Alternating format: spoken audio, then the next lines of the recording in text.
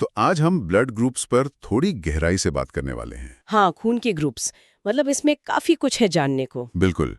हमारे पास कुछ विश्लेषण है, कुछ बहुत ही रोचक तथ्य हैं और हाँ, ब्लड डोनेशन से जुड़ी जानकारी भी। तो हम समझना चाहते हैं कि ये ब्लड ग्रुप का पूरा सिस्टम क्या है। हाँ, और भारत में कौन से ग्रुप ज्यादा मिलते हैं, कौन से कम, और ये डोनेशन के नियम कैसे काम करते हैं। ठीक है, तो शुरू करते हैं सबसे कॉमन सिस्टम से। एबीओ सिस्टम सुना ही होगा सबने। ए बी और ओ ग्रुप। हाँ, ये नाम तो सुने हैं, पर ये बनते कैसे हैं? ये होता है रेड ब्लड सेल्स की सतह पर मौजूद एंटीजन के आधार पर। मतलब समझ लीजिए खास तरह के प्रोटीन या शुगर। अच्छा, तो ये एंटीजन तय करते हैं ग्रुप ए बी या ओ। जी हाँ, बिल्कुल। ए पर ए एंटीजन, बी पर बी, ए बी पर दोनों और ओ पर कोई नहीं। अच्छा, और अगर भारत में देखें तो क्या स्थिति है? कौन सा ग्रुप सबसे आम है? भारत में आंकड़े बताते हैं कि ओ ग्रुप सबसे आम है, करीब 37% लोगों का। 37%, काफी ज्यादा। और सबसे कम? सबसे कम है ए बी ग्रुप, मुश्किल से 4% लोगों में। ये फर्क तो काफी बड़ा है। हाँ, और ये आबादी के इतिहास वगैरह से भी जुड़ा हो सकता है। खैर, एबीओ के अलावा एक और बहुत जरूरी चीज है, वो क्या? RH factor. इसी से पता चलता है कि ब्लड ग्रुप पॉजिटिव है या नेगेटिव, जैसे ए पॉजिटिव या ओ नेगेटिव। हाँ, ये पॉजिटिव नेगेटिव वाला मामला ये भी बहुत जरूरी है, खासकर जब खून देने लेने की बात आती है ना? बिल्कुल, जान बचाने वाली बात है ये। गलत ब्लड ग्रुप या गलत आरएच फैक्टर चढ़ जाए तो बहुत खतरनाक हो सकता है। तो भारत में इसका क्या पैटर्न है?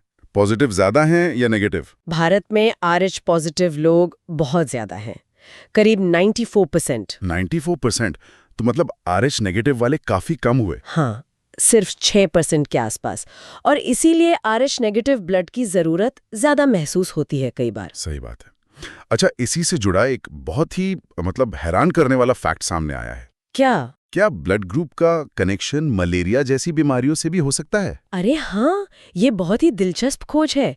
एक जानी मानी मेडिकल जर्नल है नेचर मेडिसिन। हाँ, सुना है। उसमें एक स्टडी छपी थी जो बताती है कि जिन लोगों का ब्लड ग्रुप ओ होता है उनमें गंभीर मलेरिया का खतरा कम होता है। सच में? ओ ग्रुप वालों को मलेरिया का खतरा कम? ये कैसे? असल में जो मलेरिया का पैरासाइट है प्लास्मोडियम फैल्सीपैरम, वो ओ ब्लड ग्रुप वाले रेड सेल से ठीक से चिपक नहीं पाता। अच्छा, चिपक नहीं पाता। हाँ, रिसर्च यही कहती है कि पैरासाइट का सेल में घुसना मुश्किल हो जाता है। इससे ओ ग्रुप वालों में बीमारी गंभीर होने या मौत का खतरा कम हो जाता है। कमाल है, मतलब हमारा ब्लड ग्रुप हमें कुछ बीमारियों से बचा भी सकता है। अद्भुत है ना?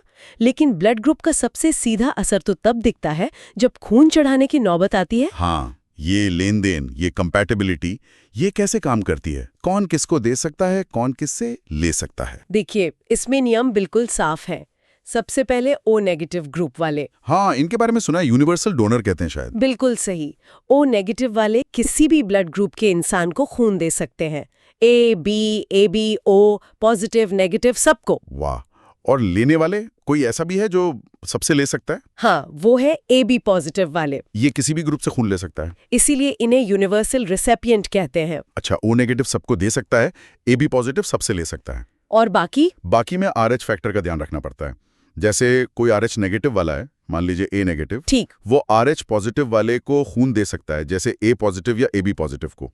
लेकिन जब उसे खुद खून चाहिए होगा तो वो सिर्फ आरएच नेगेटिव ब्लड ही ले सकता है, जैसे ए नेगेटिव या ओ नेगेटिव। अच्छा, तो नेगेटिव वाला पॉजिटिव को दे सकता है पर ले सिर्फ नेगेटिव से सकता है। जी हाँ, और पॉजिटिव वाला नेगेटिव को नहीं दे सकता। ये मिलान बहुत ध्यान से करना होता होगा। मतलब ओ नेगेटिव वाले बेचारे सबको दे तो सकते हैं पर ले सिर्फ ओ नेगेटिव से ही सकते हैं। बिल्कुल, इसीलिए ये कंपैटिबिलिटी चार्ट्स इतने जरूरी हैं। सही कहा। ये तो हुई आम ग्रुप्स की बात, पर कुछ बहुत ही दुर्लभ ब्लड ग्रुप्स भी होते हैं ना? हाँ, बिल्कुल। हमारे स्रोतों में उनका भी जिक्र है। एक है Bombay blood group. Bombay blood group? ये कैसा नाम है? इसे एच फिनोटाइप भी कहते हैं। ये भारत में ही सबसे पहले पाया गया था, बॉम्बे में, अब मुंबई। ये बहुत दुर्लभ है। कितना दुर्लभ? भारत में अनुमान है कि 0.0004% लोगों में ही मिलता है। मतलब 10,000 में शायद एक। अरे बाप रे, और इसमें खास क्या है? इनमें H एंटीजन नहीं होता जो A और B एंटीजन बनने के लिए जरूरी है। तो ये लोग ना A, B, AB या O ग्रुप का खून ले सकते हैं न दे सकते हैं। तो फिर वे सिर्फ अपने जैसे H ग्रुप वालों से ही खून ले सकते हैं या उन्हें दे सकते हैं। सोचिए इनके लिए खून ढूंढना कितना मुश्किल होता होगा। बहुत ज्यादा। और एक और है, इससे भी दुर्लभ, गोल्डन ब्लड। गोल्डन ब्लड, सोने का खून? हाँ, मजाक में कहते हैं। असल नाम है RH नल। ये दुनिया के सबसे दुर्लभ ब्लड टाइप्स में से है। कितना दुर्लभ? कहते हैं कि पूरी दुनिया में अब तक मुश्किल से 50 लोग ही ऐसे मिले हैं। 50 पूरी दुनिया में? जी हाँ, इनमें RH सिस्टम का कोई भी एंटीजन नहीं होता, बिल्कुल नल।